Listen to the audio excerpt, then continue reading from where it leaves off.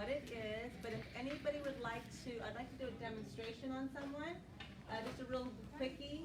So if anybody's not shy, okay, you'd like to do it? Okay, great. And so what I'll just do is I'll put all your, I'll call you up when we're ready, but I'll put all your information so we're ready to rock and roll. Okay? Yeah, I'm gonna move this. Sorry. Perfect. Oops. Whoop. I have a boost today. They're live. We're live. Okay. You're good. No, actually, Can you're. you guys all hear me pretty good? I have a pretty good projection voice, but if you guys want to sit over here Yeah. to be part of the crowd, it'd be even better, because then I don't have to shout as much. Is this your normal tone right now? Where you Yeah, this is my normal Oh, tone. well, I think, are you Yeah, getting better? I have a pretty, I used to teach aerobics, so I have a very good projectile voice. And, you know, when you have 10 brothers and sisters, the one who talks the loudest gets the most attention, so I'm the 10th child, so I got really a lot of I used to do practice. this, but I'm gonna move you back. You're light. You're light. You're all right. This Stay is there. just syncing up on me. Still want your head in Just write down there. your You go. information for me, and then I'll just go ahead and plug it in. Perfect. So, name, birthday, and that's all I need, really. Sorry. Name and birthday, you said. That's it, name and birthday, and then I'll be good to go. First and last, and then birth. So we'll get started. So are we rolling? Yeah. Oh, we're rolling. Okay. So first of all, welcome to our Monday chat sessions where you guys can ask questions and learn information about some of the things we do. My name is Liliana Partida. I am the nutritionist here, and I also wear many hats. And one of them is I do a lot of emotional work here, and one of the machines that I use is called Evox. Now, Evox is a really wonderful tool to just give me and the patient an idea of what emotional toxins are in the tissue. Now, you guys may have heard this term, but you may not have heard this term, which is called somatic patterning. Does everybody know what that means, somatic patterning? The body. Okay, yeah, so for example, let me give you a good example. If I were walking, let's just say with a friend, and I was chit-chatting away out in some little country area, little area, and if I came across, I was chit-chatting, and if I came across a snake out of the corner of my eye, my whole body would pull back, all right? Because it would go into shock. Oh my God, a snake, I almost stepped on a snake. Now, because of that experience, your body registered it. Now, it's in the tissue. Unbeknownst to me, if I would be walking on the same street, in a mountain road, and I'm talking with my friend out of the corner of my eye, there was a stick in the road, my body would pull back just as if it was a snake, because it looks like a snake. So for my brain, before my brain could even register that, oh, it's just a stick in the road, it's already reacted, and that's called somatic patterning. So oftentimes we even ask ourselves, oh my gosh, I can't believe I did that. I can't believe I said that. I can't believe, right? It just automatically happens, and that's a somatic pattern. Now, what's really interesting, as easy as for us to be able to have 50% mother DNA, 50% father DNA, we can also have 50% of their somatic patterning. Just as much as we can download toxins in vitro, we can actually have a replication of somatic toxin disturbances as well. Like, let's just say, for example, if your mother was a hypochondriac, especially when it came to claustrophobia, you may have never had a personal experience. Maybe she had an experience getting stuck in an elevator, okay? So she would, every time you get close to her, no, I'm gonna take the stairs because I don't know the elevator. So all of a sudden now you become fearful of the elevator, never having your own experience. And so again, we can actually give those to our children, and it can go from generation to generation. And so what the Evox does, it helps us to recognize what those emotional toxins are, and then we use a biofeedback to disrupt them. So if you go to acupuncture and the acupuncturist says, oh, you've got too much heat in your kidneys, or you don't have enough chi in your liver, they're just doing it by a pulse reading. But what we're doing it is we are detecting it based upon the inflections of your voice. Your body doesn't lie. Any way you look at it, your body doesn't lie. And this is why it's so important for you guys all to pay very close attention to your intuition. The gut feeling is really the second brain. And if I really understood that, and I would start really paying attention to how my body responds.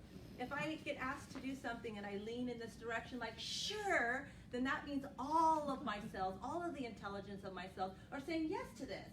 But if you ask me something and I slightly pull back and I kind of make a hesitation, it's because something inside of me is saying this is not to your highest interest. And then I might engage in it, and then I might say, why did I do that? I knew I shouldn't have done that, and blah, blah, blah. Well, I didn't listen to my intuition. And oftentimes we operate out of, I have to, I should, I feel guilty, they expect.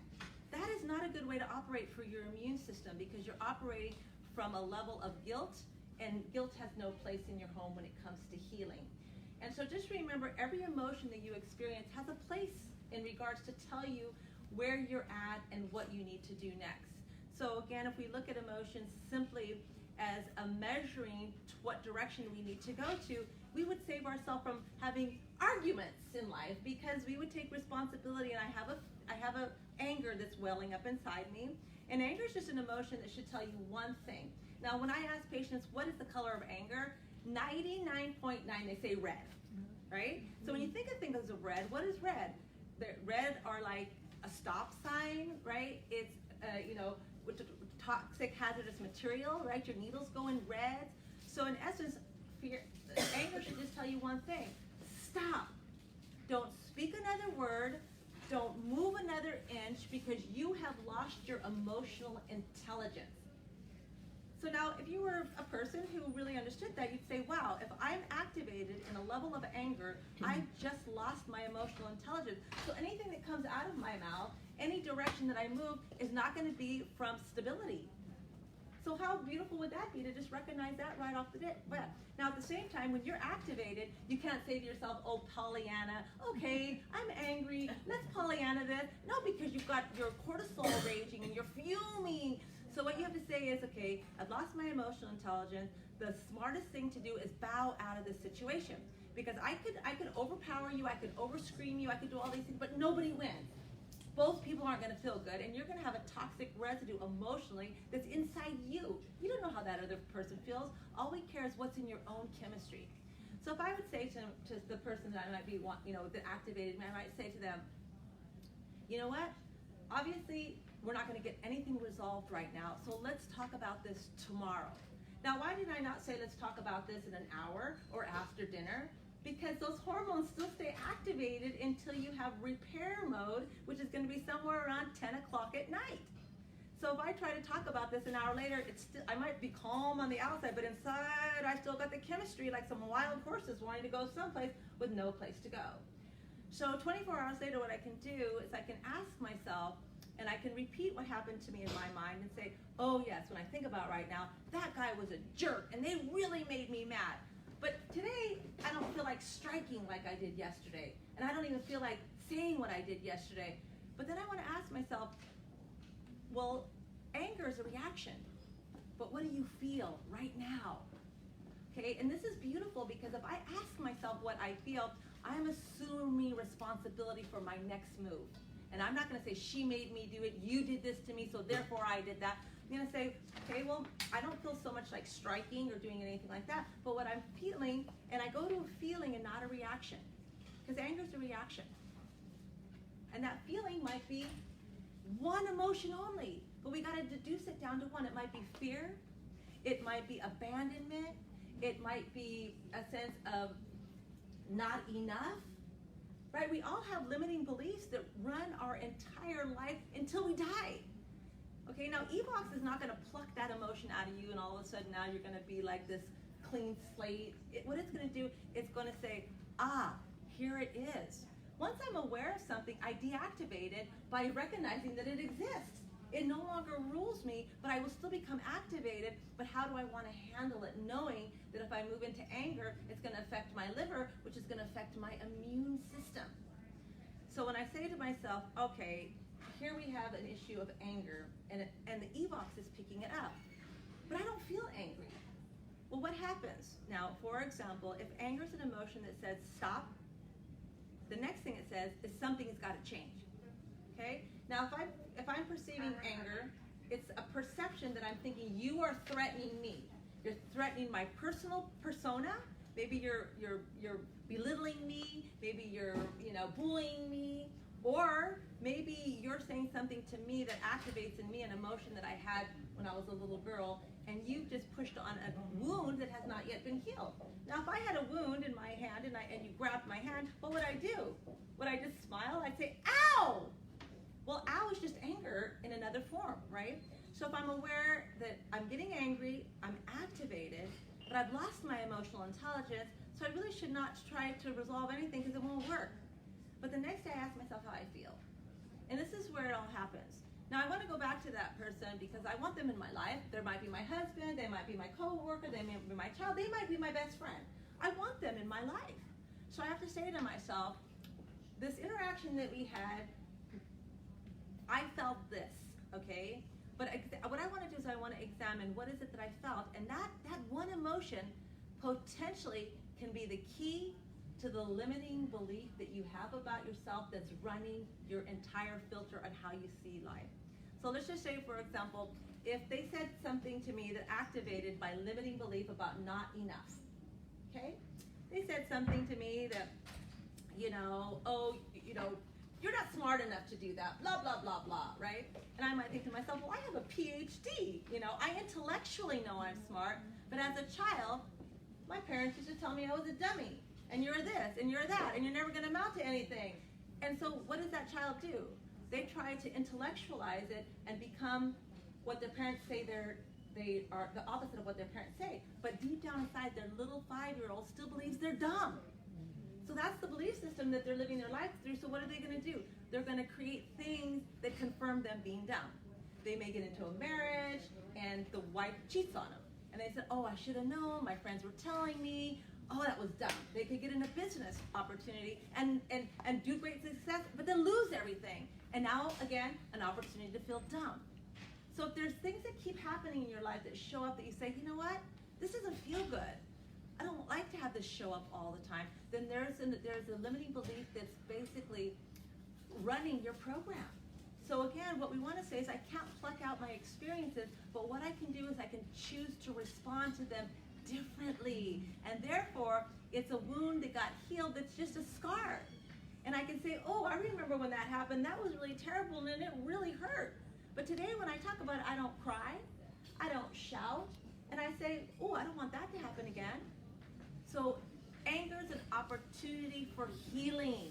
It's a wound in you that has not yet been healed. So instead of shooting the messenger, what I want to do is take a step back and really say, okay, opportunity for healing as much as this is painful. And what is the limiting belief? What is the story I was telling myself? What did I perceive? So when I come back the next day, I want to come back not from my intellect. Because when I come back from my intellect, I'm either going to make you wrong and me right, or I'm going to tell you why I did what I did to pitch my story. And it's my perception. They can argue with the way I think. But nobody can argue with the way you feel. I can't say, oh, no, you don't feel that. That would be ludicrous, right?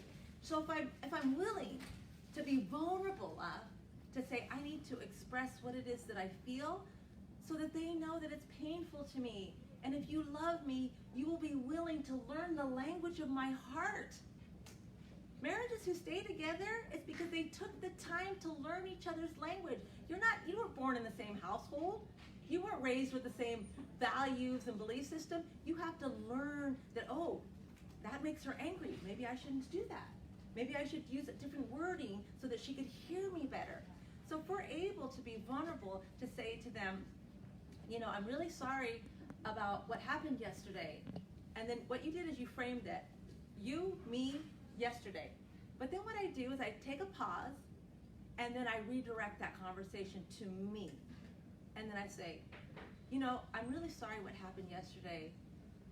But what was really strange? This morning, I woke up with such a sense of fear. Now, I guarantee you, anybody that cares at all about you will do this. They'll slightly move forward. Their whole body will gesture forward. They'll either reach towards you and they'll say, oh my gosh, I'm so sorry. I didn't mean to make you feel X, Y, and Z. So what they did is they assumed responsible for something you didn't give them. But I guarantee if you come back the next day and say, you know, I'm really sorry about the argument we got into, but you made me feel so sad. They're going to say, wait a minute, that's not what I was trying to do. Oh, you're just being too sensitive. What, you got your period or something? Right? And then it becomes another hurt. So if I'm willing to be vulnerable enough to share what it is that I feel without saying you made me, but I woke up with this feeling. And if someone reaches forward, that you know that they didn't mean it that way, and now you have clarity. So instead of building resentment for what you thought they said, now you have a clarity of really what they were trying to say to you. Now at the same time, you can have somebody that actually was meaning to do something mean to you. Okay, now we have to distinguish between what is to our highest interest. Now, for example, if you have a situation where they say, you say, oh, you know, I woke up with such a sense of fear or sadness, and they say, oh, no motion, no moving forward, no nothing, then you say, okay, this person doesn't hear me. And potentially, they may use this as a tool against me. And then in the next argument, they know my weakness. And that will happen. You must be observant. Because if this happens to you, you've got to make a choice. Remember, anger is an emotion that something's got to change. So if I can't change my perception, meaning a new story that tells me, no, that's not what they meant, then potentially I might have to change the atmosphere, which means take myself out of the picture or take them out of the picture. And that's called quitting a job. It's called a divorce, or letting go of people in your life that don't meet your highest interest. And it's okay to do that, because what are you doing? You are taking responsibility of meeting your own personal needs. Now somebody today asked me, well, how could I do that if it's my mom? Right? And I said, well, it becomes a little bit trickery because of the fact that we have respect and we have loyalty. No matter how terrible of a mom, you still want their love. But if it's at the cost of your immune system and it's at the cost of not being healed, then you may have to just kind of put it over to a side because it won't serve your highest purpose. Then what you have to do is you have to change your attitude towards them. And you just have to say to yourself, well, maybe their mother treated them like that. And maybe grandmother treated her and her grandmother treated, so this is all that they know. So I can come from a level of compassion. They're just not capable of unconditionally loving me without a critical comment. That's just all they know how to do. So I can look at it from a point of view now of compassion. But do I have to put my hand on the fire? No. I don't have to do that. I might say, this relationship is not healthy. And right now I'm very vulnerable. And I don't want anything diffusing or siphoning my strength. I need to build equity. I need to build strength so that I can heal. So again, then you become very political. You don't entangle yourself when they try to engage you in what we would consider a lower vibrational conversation. And what you just do is you can say, well, you know, I really see your point of view, Mom, but you know what? You and I are completely different, and I respect your point of view. Maybe you just respect mine. And then you change the subject. You know what was really weird? When I came over here this morning, I saw this blah, blah, blah, blah. You deflect. And now you've gotten them off on this tangent of their what we call the neural patterning of what we call habit, and get them to thinking something different. And all of a sudden now you're diffusing them without insulting, without, basically disregarding, because everybody hates to be disregarded. They want to know that you heard them. I really hear what you're saying, and I understand how you would feel that. If that was happening to me, I feel the same way. But I've got a little bit of a different point of view, and it's okay if we have our own point of view about this. And then you change the subject. But then again, if it keeps creating pain for you, and it's not healing in any way, it's okay, even if it's your own family, to let them go for a while. I tell my patients, you come through your family, but you're not of them. We're of a different source, which is God's source. It means we're perfect when we enter this world. And then our environment, our epigenetics around us, makes us who we are today. But if we say to ourselves, there's some things I don't like about myself, then I have to say, then there's potentially a limiting belief running my life, running my filter. What is it? So I can dismantle it. And this is what the EVOX does. It's very powerful. Now, what's really interesting is that when I do EVOX, I'm also looking at what we call generational patterning. So I can actually see if this is something that you experienced from the time you were in your mommy's belly to 12, or this is a DNA blueprint that you got from generations past. And how powerful is that? Is to say, I can untangle myself from the generations past of a mindset so that my children don't have to pass that on to their generation. Remember, the fruit doesn't fall too far from the tree, right? So I have to ask myself, am I happy?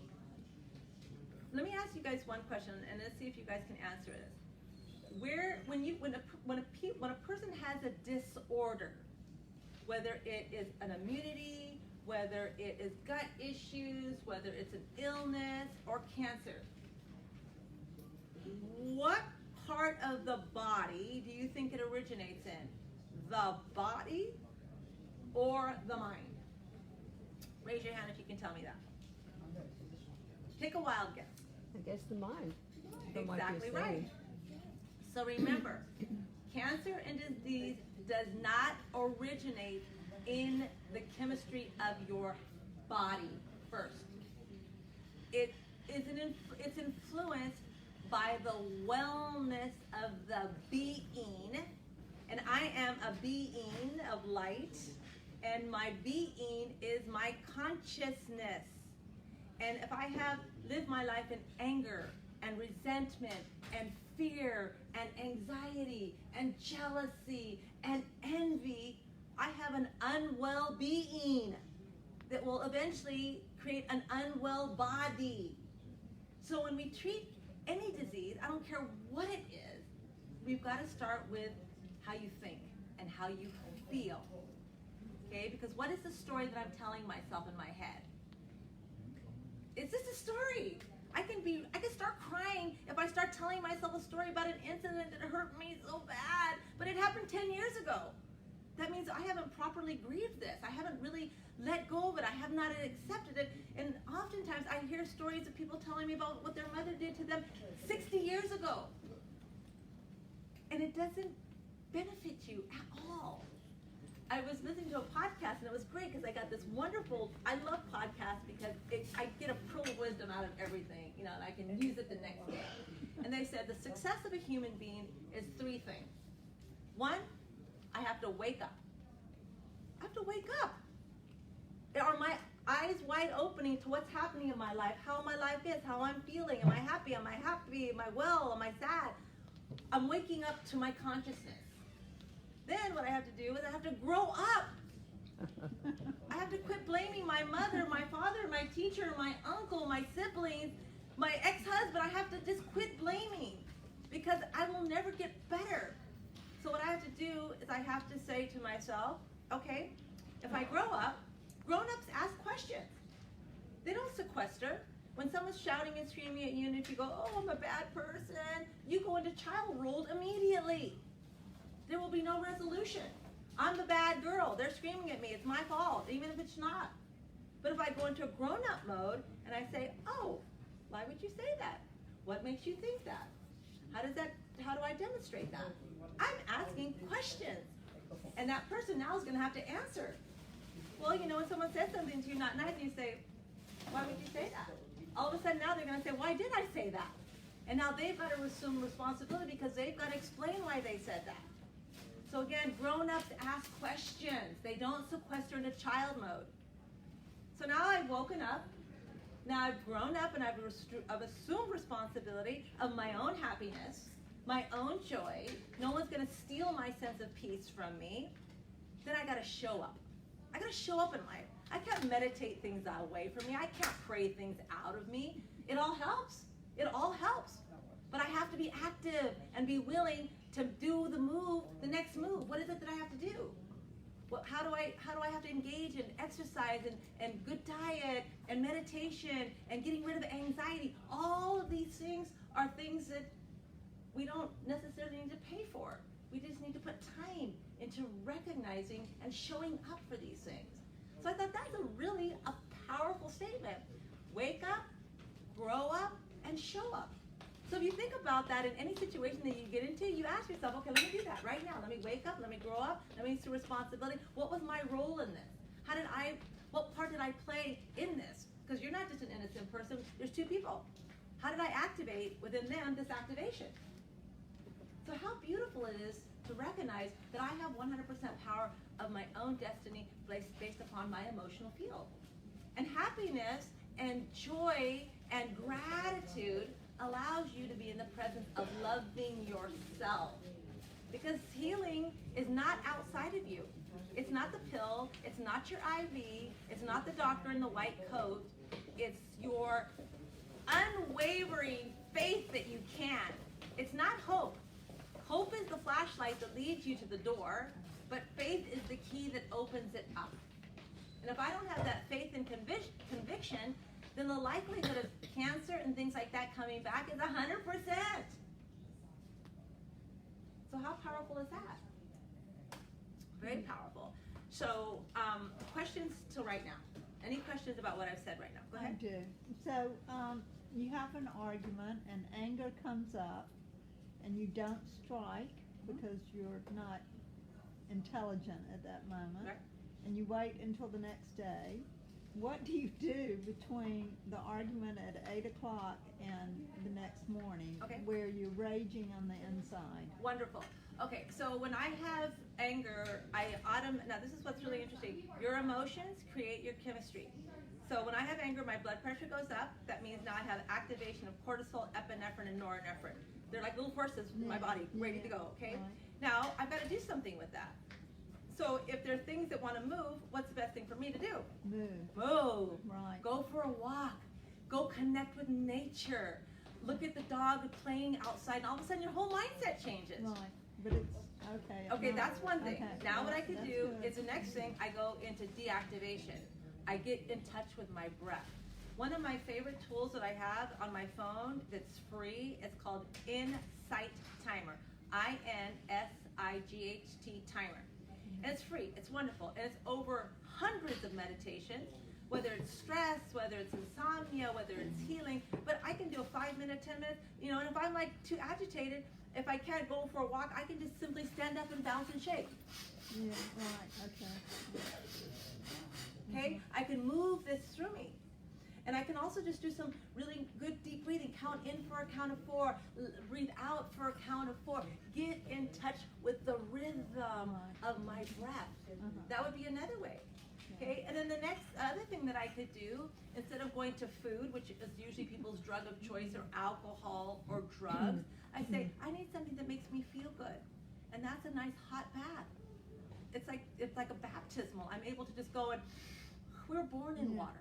Okay, it brings us back to center to go take a nice hot bath, and then with some melodic music on. Love yourself, okay? And this is what I tell everyone, is you're only going to be loved to the extent you love yourself, period. I'm only going to get assistance by my demonstrating to myself I can meet my own needs. Because otherwise people won't know how. They can't read your mind. But if I'm this person that loves myself and that has this great sense of self-esteem, and like people used to say, God, Liliana, I've never met anybody who loves himself as much as you do. And I said, that's pretty funny, because I thought about it, and I said, it's really funny, I talk up to myself a lot. Like when I do something good, I say, good girl, but I say it out loud. When I go work out and I'm walking down the stairs of the gym, I say, good girl. If I, do something and make a fabulous meal, or I do something I'm really proud of myself, I'll say to my husband, God, I'm so proud of myself. And he's like, I'm so proud of you too. And he doesn't even know what I'm talking about. So again, we whatever we're bringing out about who we are, people see us that way. If I tell you I'm an expert, you're going to believe me. And you don't know what my credentials are, because I have confidence. So show up how you want to be seen. Okay? It's really important. So does that help you in a little bit? Absolutely, that was Okay, terrific. excellent. Does anybody have any other questions for me at this time? Hope you guys are all good. Okay. All right. So another thing that I find really interesting is bacteria made you. Okay, it's a single cell, double cell organism. We're more bacteria than we are human DNA and so forth, right? And even when our body's disintegrated, our bacteria still remains, because we go to ashes. So we never die. Okay, but the interesting thing is bacteria has an incredible amount of intelligence. And they talk to the outside world. And then the outside world tells them what to do. So if your environment isn't good, you got really terrible communication that your bacteria is telling you. If I live in a polluted environment, whether it's emotional toxins or I'm eating, factory-raised meats, or I'm eating a bunch of pesticide, herbicide-laden food, the environment is toxic, and my bacteria is speaking to it. So, wow, my bacteria has an incredible amount of intelligence, and you've got a lot of bacteria in your gut and in your brain. So I want to feed the friendly bacteria in my body, and I want to have a good ecosystem in my gut, because this is my second brain. So how important is that? Super, super important. Now, another thing that's really important to understand is that you might say, well, what could I do? It was my bad fortune to have a family like this and to treat me like this and that. Now, all of you have known people that you've heard of, and you may not have known them personally, but you've heard of these people, that they were like the phoenix rising from the ashes. They came from a horrible abuse, alcoholism, drug, and all this stuff that as a child they were subjected to this. But yet they came out to be powerful people that were giving you a message. Tony Robbins, people like that, Oprah Winfrey. They came from worse things that we could possibly imagine, but yet what did they do? They chose to say, because of that, I became this.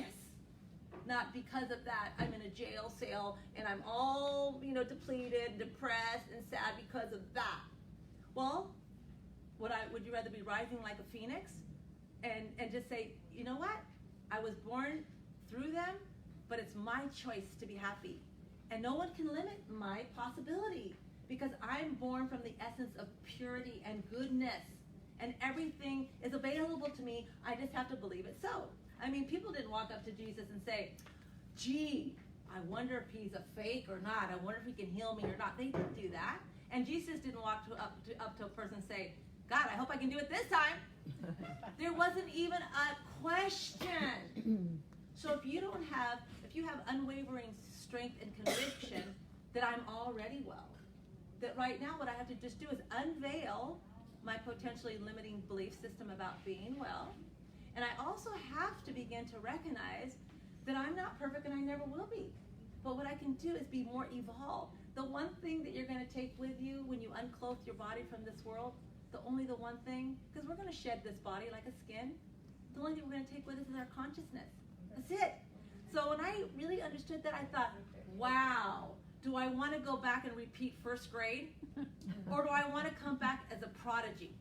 Because I have taken the time out to learn, to take responsibility of the way my life is turning out. I mean, we are born in an age of greatness. You can get on the computer and find out anything you want. We are born in the information age. Our parents weren't. They had no idea if you had an ADD child how to treat them. You were just hyperactive and bad kid that didn't know how to sit quietly, so you were thought, I'm broken. But we have all this access into knowing how to respond, because nobody was given a manual on how to be a good parent.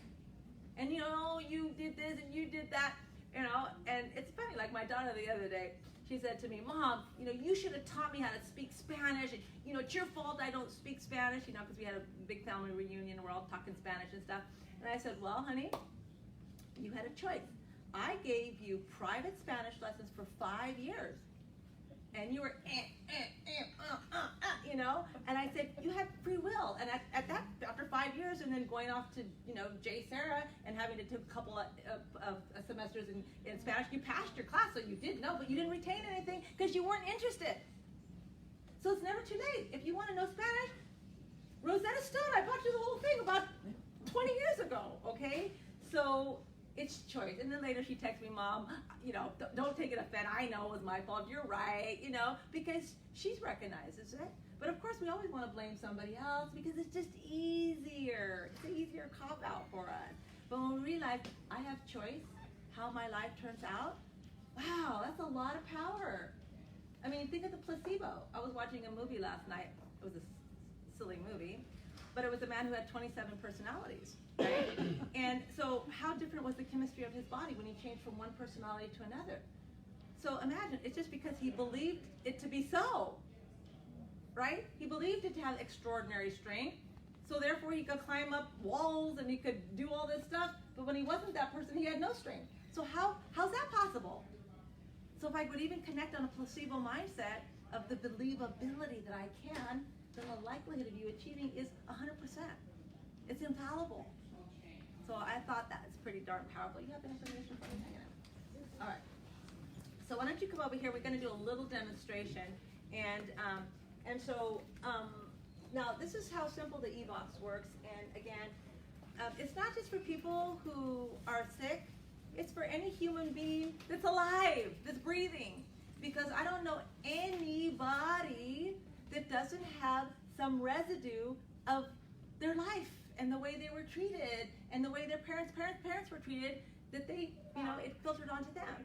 So you don't have to be sick to do this. All you have to do is be willing to clean your emotional house. So when we do this, I tell patients, you don't need to question this. This is not like talk therapy where we go into therapy and we tell them all the things that happened to us and my mom did this and ooh. Because honestly, if you would tell your misery story to somebody, and it would be a sad story. When I listen to these stories, I think to my heart breaks, right?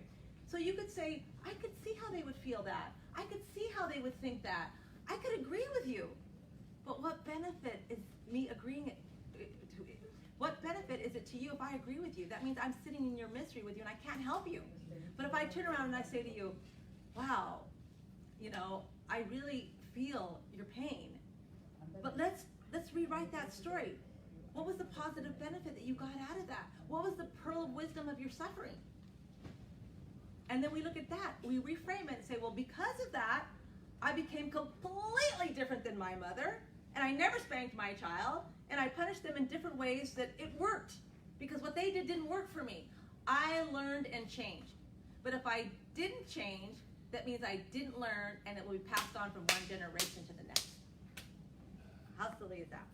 Pretty silly, in my opinion.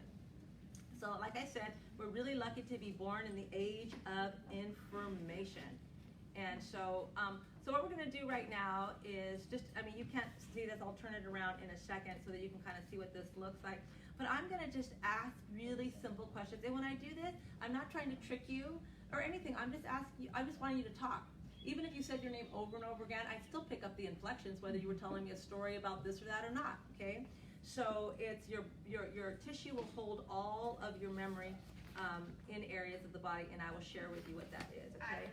I'm just putting her information in right now, so we have this on file. Okay, and let's see one more thing here, because this is not rolling around how I want it. So let's go there. I'll do it by hand. 1955. Okay. Alrighty. So I'm going to have you put this on. So it's as simple as this. You're going to put that on. Usually the patient will keep this on usually the whole time unless they can't hear well and they want to take it off and on. That's fine. But that's how I will be able to pick up somatic patterning. She will only put her hand here when she actually receives the treatment in a biofeedback manner. What the machine will do, it will tell me what the stressors that I'm picking up in her voice. I'll share it with her, and then I will turn around and I will send a frequency, just like an acupuncture needle would be in an area of stagnation. And then I'll ask her again to talk, and then we'll see how we resolve it. So each time that she speaks, I will get a representation. It's called a perception index of her emotional stagnation. And then I like to do 5 to 10 depending on the time we have. And so again, there's no right or wrong way. So this is not intellectual. So it's not you don't think. You let your body do the walking through the yellow pages. Okay. All right. So I'm going to start out really simply just by asking you to state something super simple, like my name is Danita. I was born here. I'm one of 4 children. I'm the 4th child. And my mother was a stay-home mom. My dad was a salesperson. All I'm doing is getting a little bit of background, okay? Nothing, too invasive or anything like that. And I can continue on that same pattern. So when you're ready to start out with your name, my name is Danita. What we don't want to do is go, because it'll be like flatline. There won't be any emotion to that. But I wanted to, even if it's just your name over. Okay, so when you're ready. No, I'll tell you when to put your hand. Okay, so go ahead and begin when you're ready. So again, my name. Okay, go ahead. My name is Danita. Continue. 40 seconds. So my name is Danita. I was born here. I'm the 2nd child. My mother is a stay-home mom. Blah blah blah. Okay, so let me start again. Okay, go ahead. Okay, my name is Danita. I was born in Savannah, Georgia. I've been in California for close to 40 years. I was the first child was a teacher, and Okay, my got father it. was an engineer. Okay, so now I'm going to tell her what I see, all right? Now, what I'm looking for is things that are we call stagnant energy, which will be the color of red. Yellow means high, but usually I only try to work on the reds because it usually knocks out the yellows, okay? And so the first thing I see is an issue. Now, remember, we're talking about any time from the time that she was in her mommy's belly till 12 years old, because between that time, you really based who you are on the perception of how they saw you. If they saw you as a bright child, I'm bright. Or if they said, oh, you know, you're not good at math, you would not even try to be good at math. If they said, oh, you're a good artist, or you're not a good artist, you may never pick up a pen again. If they said you're good at this sport but not good at sports, she would never try that other sport, because what they say about me, so I must be. So she's patterning herself her whole life based upon what she was led to believe from the time she was in her mommy's belly till 12 years old. So this is the intelligence that you're working from, that point of view. So when I talk to myself and I say to myself, if this critical voice you're speaking to yourself right now, Liliana, you'd be willing to talk to your 5-year-old daughter, then go right on ahead.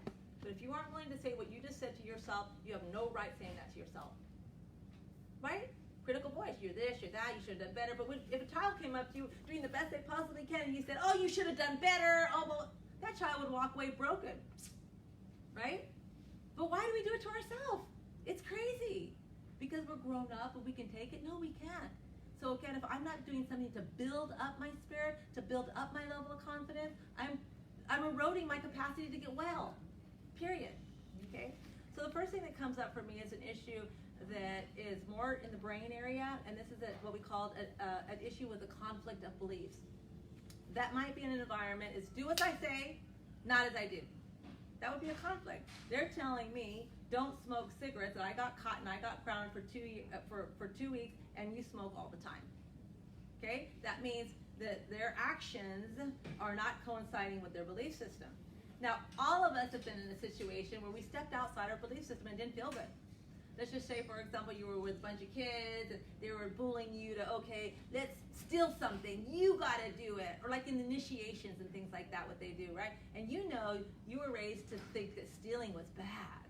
But you didn't want to be bullied and you didn't want to be, singled out. So you said, okay. And then you do it and you're just like mortified that you did it, and you're in fear all night long because you know that was a terrible thing to do. You were taught that wasn't a right thing to do, but you did it. So what's that going to do? It's going to steal your peace of mind. If I steal my peace of mind, I begin to not have a well-being again. Anything that steals your peace of mind starts your eroding of well-being. Period. Okay? So the first thing I see is issue with conflict of beliefs, okay? So what I'm going to have you do is put your hand there. I'm only going to just do a quick 30 second. So go ahead and do that. Now, the output that I usually do is approximately 1 minute and 30 seconds, but just for practical purposes, we're going to do a very short one of 30 seconds because I wanted to see how she patterns here. So again, all you're going to do is, since this emotion lives more in conflict here, then all I want her to do is as she takes a deep breath in, I want her to imagine that she's just feeling what it feels like to be in conflict. Gosh, I don't know what direction to go, and it makes us not make good decisions, okay? So again, I just want the feeling. The more we can connect to the feeling, the easier it is for our body to be able to resolve this, okay? So she takes a deep breath in. I want her to just feel a little bit of congestion, almost like I had a head cold, that congestion. And as I exhale, it's like somebody just took that congestion, that hat right off my head, and it feels great. So the inhale will be the pressure in your mind, and the exhale will be the releasing and letting it go. So kind of think right out of the top of your head. It's kind of like this little oxygen bubbles. So I can feel the density, and then out, okay? So let's just do 30 seconds. Go ahead and close your eyes. When the music stops, you can go ahead and open them. Okay, so just start with a cool and cleansing breath and just allow the natural rise of the belly as you inhale. And then as you exhale, just allow your body to sink into the chair. There's no place you need to go, nothing you need to do. Just be present to allow yourself to release.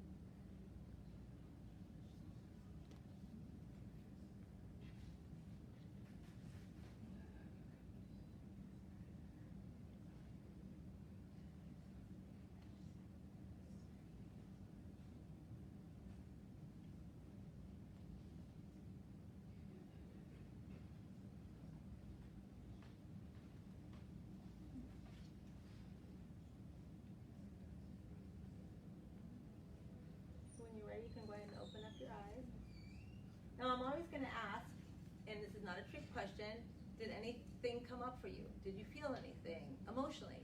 Because oftentimes, all of a sudden you'll start thinking about something, and it might be related to what we're talking about, or might not. And then I'll always ask. And sometimes patients will say, no, I just feel really relaxed. I feel just really good. But sometimes they'll say, oh, or they'll cry. Emotion will come up. Anything come up for you?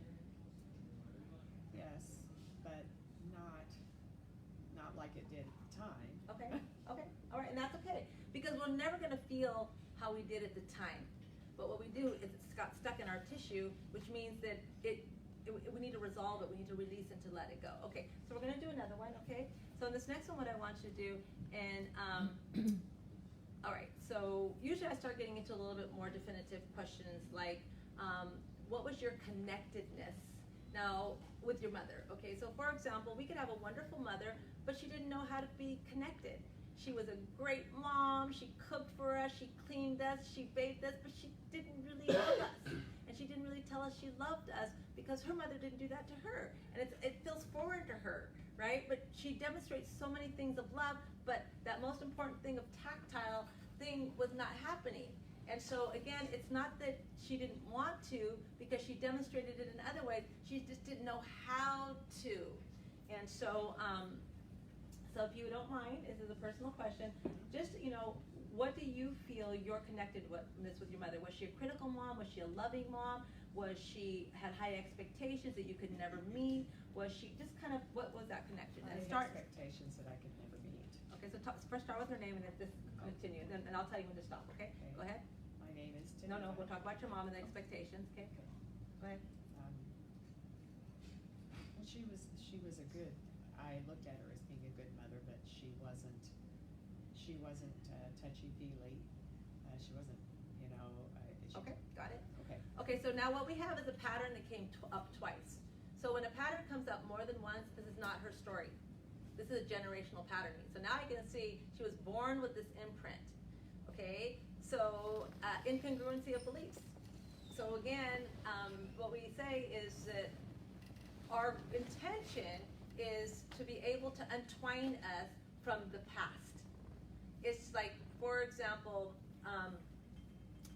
if a generation back had caused a lot of pain to a culture of something, then the generations that follow have some sense of trying to redeem themselves culturally. Like you might have, for example, a German that was involved in Nazis to later our generations to become compassionate philanthropists. They're trying to heal a wound that they have no idea that's still part of their tissue. And so it's a generational pattern that I'm seeing with that, okay? So let's just do one more just to have an idea, okay? And we won't do the treatment part because we'll just take time. But so I want you to talk a little bit about your dad. So your mother demonstrated her love in many ways, but it wasn't tactile. And tactile is so important, right? I mean, the one thing that we need as a child is to know we're safe, and that only happens with the heartbeat of the mother and the connectedness. And so again, did your mom breastfeed? No.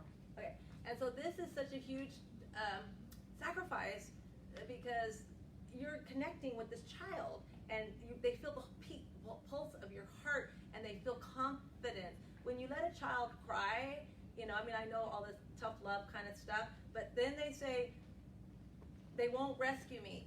They don't have my back, right? And children really need to feel like no matter what, you unconditionally will always be there for them. So a child who lives on rewards and punishment, that's conditional love. If you do this, you get this. If you don't do that, you don't do that. Okay, if you do this, you're a bad girl. If you do this, you're a good girl. Wow, that's terrible. Now, how about if I just said, you know what? Yeah, you're going to get punishment for that, but I'm still going to feed you, and I'm still going to love you, and I'm still going to hug you, and I'm still going to raffle your hair. And you say, okay, I got in trouble for what I did, but they didn't ostracize me. They didn't pull their love away from me, because when you pull a love away from a child, they feel like who's going to take care of them? They have no clan. It's the worst punishment you can possibly do to a child. Like when parents go, I just don't want to see you. Get out of my face. I just can't stand looking at right now. That is the worst punishment you could possibly do to a child's spirit.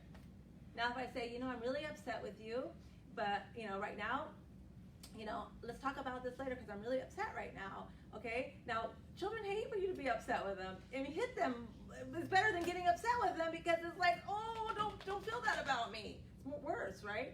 So, but the most important thing is that parents are not taught to ask their children questions. For example, why did you do that? Why did you pull Annie's hair?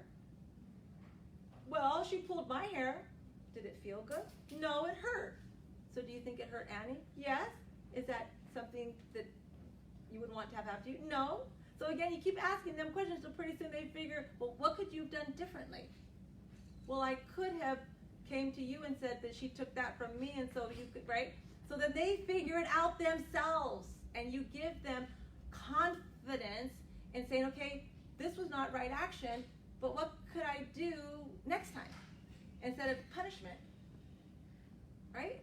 I mean, they're going to still get their punishment, but at the same time, what you did is you allowed a child to actually come up with their own, what they could do, what they could have done, and at the same time to understand why they're getting grounded for a week. Or, things like, okay, you broke mommy's vase. Well, that was really special to me, and so what do you think we should do? Because mommy would like to have a new vase. Well, I don't know. Well, do you think that maybe we could take 25 cents out of your, weekly allowance, and then we'll just put it in a jar, and then we can buy mommy a new one? Yeah. Okay. So now a child from feeling terrible and bad to now I can do something to fix this. If you don't give a child a reason that they can fix it, then they feel broken. We still feel that way, right? We want to know what resolution is. What can I do to make this better? I want to assume responsibility. Okay, we'll just stop right there, okay? Okay. Questions? So do you see how quickly we came up with something? And so again, we would just go on and on and on. And what happens a lot of times is what's called a releasing pattern. Now, a releasing pattern means that the conscious mind, that's my thinking mind that responds to life, and my subconscious mind, which is where I basically register all my experiences and patterns, and the subconscious mind gives direction to the conscious mind. Like the conscious mind will say, oh, what did I do when that happened last time? It says, oh, you ran from that dog. Okay, let's go, right? So it holds the memories here, but this is what we react to. So when we have a releasing pattern, which again is the most, I would say, how I want to put this, it's the best you can do in EVOX because it's telling me that your body, mind, and spirit are willing to let this go now. Okay? Now, when you don't get a releasing pattern, does it mean that it didn't work? No, it means there's still other strings to this, and we will discover them as we move forward. So usually with the EVOX, I like patients to do what's called a transgenerational patterning. That means they do themselves, like we started to do.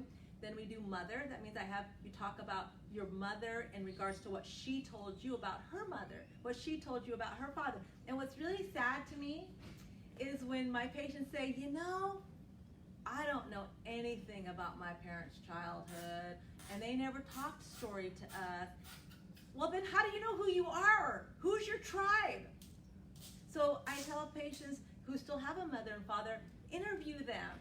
Ask them what it was like when they were growing up, and how was their mother to them, and were they able to have, confide in her, and was the dad just a disciplinary? Who were these people that made you who you are? Because I would guarantee your children's need to know that too. That's how we passed on information generations from generation, and all of a sudden we stopped talking stories. I mean, I was raised on storytelling. Every Sunday, my mother would invite her sister over, who also had 12 children, and we had 11 children. We had a tribe, okay? We'd all have lunch together and sit around the story, and my mother would tell true stories about their childhood and about all the crazy things that happened. But we were just like, and we continue to do that. We just had a huge family reunion. All the kids are like waiting for the stories because we have my oldest sister who's 80 and my youngest sister is 52. So, wow, we got a whole different points of view about how my parents were when they were young and dancing, and my mother was singing and doing all this stuff. Well, my sister was 50 something. My mother was 46 when she had her. She doesn't remember my mother doing that kind of stuff. So that's such a valuable and rich history. But think about it. When you think just well, I don't know anything about my mother's mother. Wow. It's important. It's very, very important. Any more questions about this? I have a question. Okay. If the person you're testing, excuse me, has anxiety Yes. and feels and generalized anxiety and pretty much walks around life that way and feels it in the stomach, does that influence what shows up on No, the eval? it doesn't. And so, for example, remember this is your second brain. So if I have anything going on with anxiety or you build all of your neurotransmitters here, about 80%.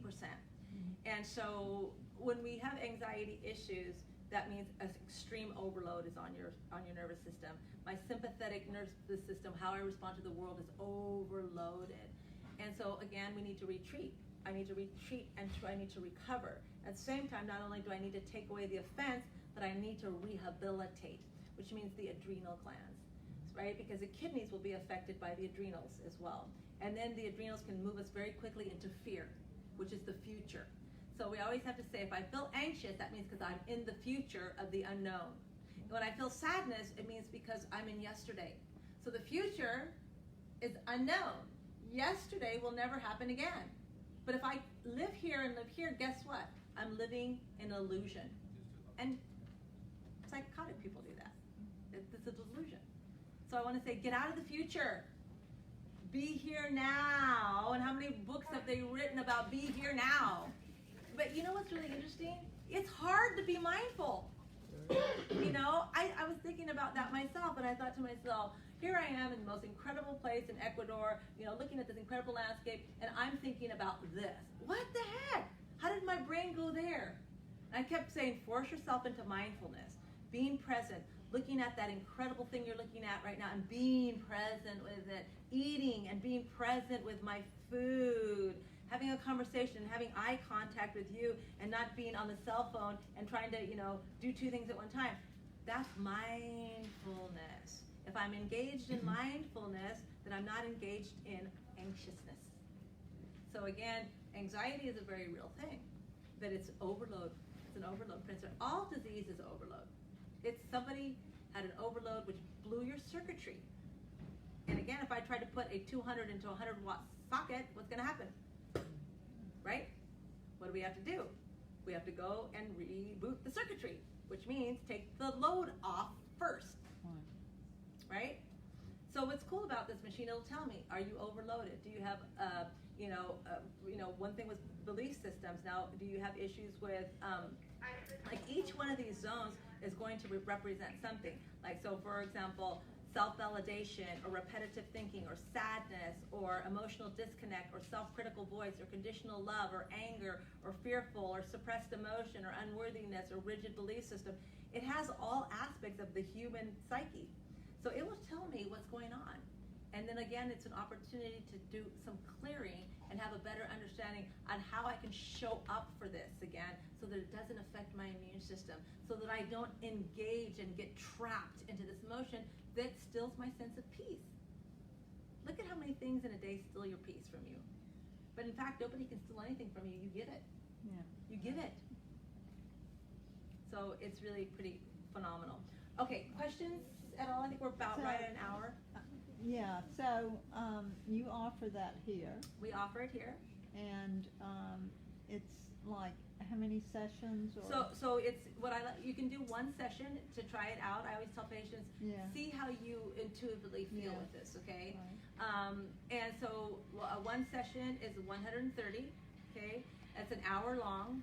And then what I like people to do is what we call a series, and that's 5 sessions, mom, yourself, mom, dad, husband, and then topic specific. The topic specific might be, why did I get cancer? Mm-hmm. What was the underlying emotion that allowed my immune system to fall victim to this? Yeah.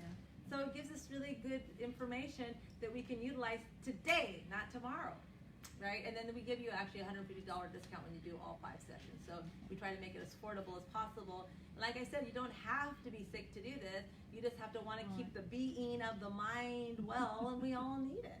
There's not any human being that I don't test that has got something. Oh, for sure. Yeah.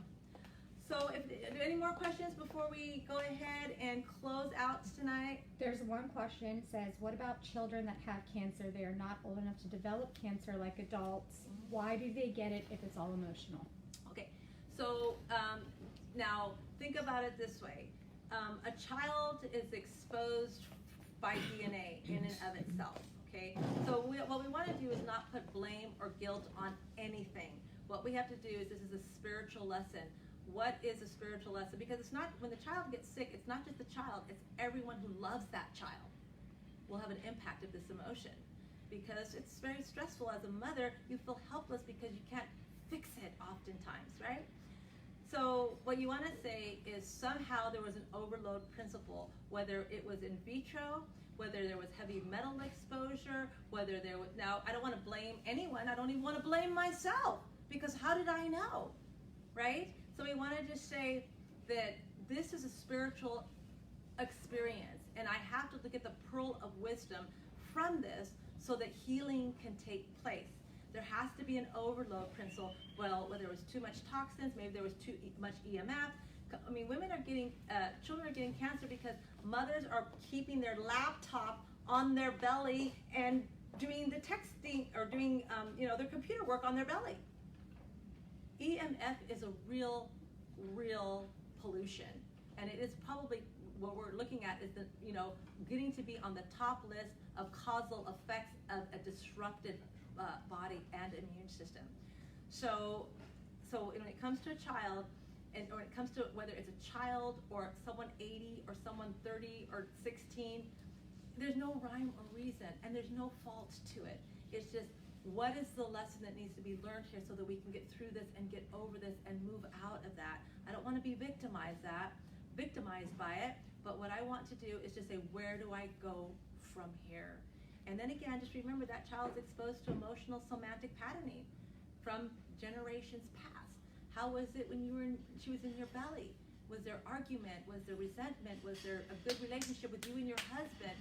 But we don't want to take fault. Guilt has no place in your home. Shame has no place in your home. What you wanted to say is, we're all here on a spiritual journey, and how do I move through this so that I can go beyond it?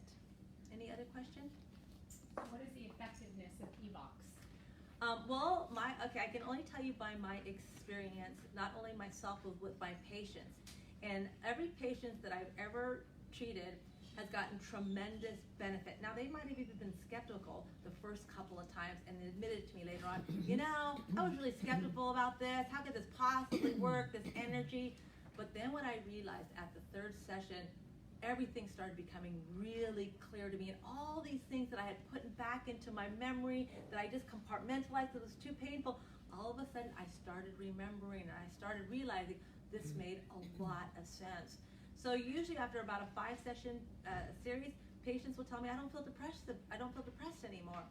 To be able to take full responsibility of yourself is the greatest gift that you can give yourself, and so information is powerful. So I would say that everybody who does EVOX benefits. Perfect. Okay, any other questions from you guys? Well, I was just Yeah. wondering, because you spoke nothing on forgiveness. Mhm. And in Jesus' message, he always said, you said something about Jesus, but he always says we have to forgive. And forgiveness, goes all the way back to whenever, as far. I mean, it's like our bodies is a computer, if you think about it. We don't have to have outside type of computers and all this kind of stuff that's affecting in giving people cancers, like you just said, because we're designed so beautifully and wonderfully. And I don't know if it's turning a question, but I was just saying, you spoke nothing on forgiveness, but in God and Christ's message is about, God within us. And he is, the Holy Spirit is part of our whole connection with God within while we're in our bodies. So I was just wondering, why did you think we have to have a machine when we're designed, if only we could find the truth that we can just learn to forgive and bless, because he says that it's in giving that we receive. But sometimes when you're holding on to all that old stuff, and if you're not going into forgiveness is like sheaths of things coming off of you. And all of a sudden, you start to find the peace. You can release a little bit to let go, because true, people have all these things stored in their gut, like you said, the third mind.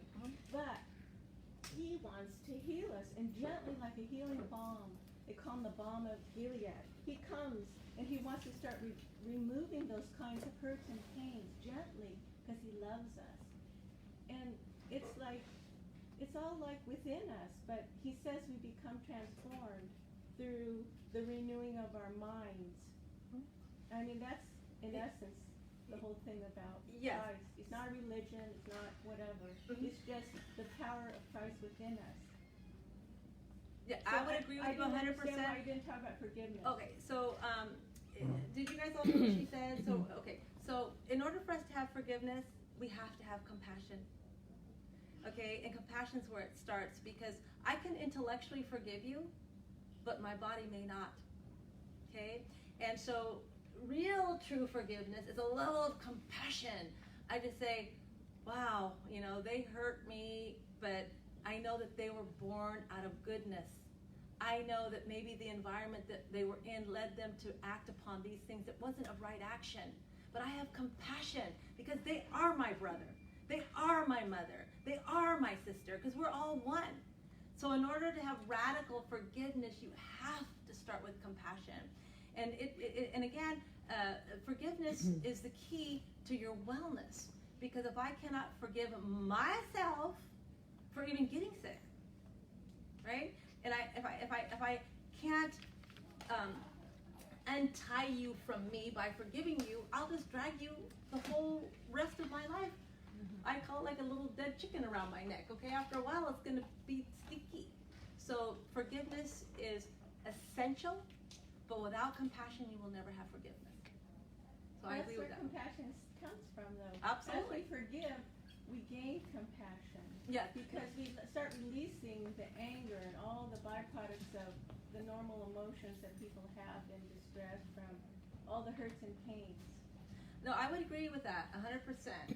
But again, what you want to say is we can intellectually forgive, but we might not, our body might not forgive, and that's semantic patterning, and I've seen it a lot. And so what we want to do is that we want to come from a place of love, no matter what. I come from a place of love, you know, I mean, as far as like when I'm trying to deal with things, but I have to come from a place of compassion. I have to put myself in their position. And I'd say, well, okay, I can see that. So yes, forgiveness is huge. So I'm going to say that is very, very important. Right. Okay, any other question? I have a quick one. Is only the patients allowed to do it? No, anyone can do this. And just to kind of, just to add to what she said, you don't need a machine to do anything for you. All you need is the willingness to transparently see yourself and take responsibility for your own level of happiness and joy. Right. But this is very fast. Right. So what 20 years you do in therapy, you do this in 5 Yeah, sessions. yeah, right. Yeah. And whether we're sensitive enough to be able to. Right. Yeah. Yeah. Yes, exactly. So, Any do other you have, questions? yeah, I would like your name and card Okay. or Yep, something. sure, absolutely. Okay. That'd be Okay. perfect.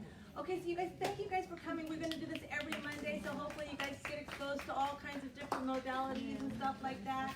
And you guys have a great evening, okay?